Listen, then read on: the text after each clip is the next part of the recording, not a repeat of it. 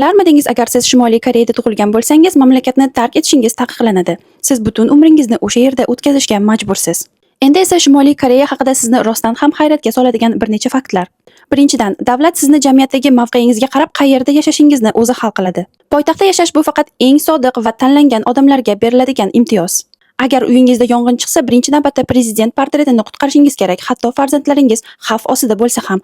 Agar buni qilmasangiz, qamoqqa tushishingiz mumkin. Dinga e'tiqod qilish qat'iyan taqiqlanadi. Diniy buyumlar yoki diniy kitoblar saqlaganlik uchun jazo o'lim jazosi bo'lishi mumkin. Ayollar uchun atigi 18 xil soch turmagiga, erkaklar uchun esa 10 xil soch turmagiga ruxsat berilgan. Hatto qanday kiyinishni ham davlat tomonidan nazorat qilinadi.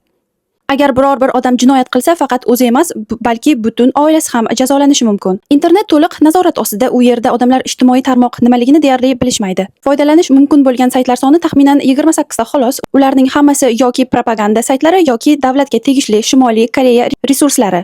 Prezident saylovi har 5 yilda bir marta o'tkaziladi, lekin nomzod doim faqat bitta bo'ladi. Chet elga qo'ng'iroq qilish taqiqlanadi. Buning uchun odam mehnat lageriga yuborilishi mumkin. Mamlakatda bor yo'g'i 3 ta telekanal mavjud va ularning barchasi davlat nazorati ostida. Jinsiy kiyish ham umuman taqiqlangan. Hatto ularning taqvimi ham alohida. Yil hisobi 1912-yildan, ya'ni Kim Ir In tug'ilgan yildan boshlab hisoblangan va hozirda 2026-yil emas, ularning hisobida 115-yil hisoblanadi. O'tgan safargi Shimoliy Koreyadan qochish haqidagi videoimni 300 mingdan ortiq odam ko'rdi va bu faktlarni bilmaganliklari meni hayron qoldirdi.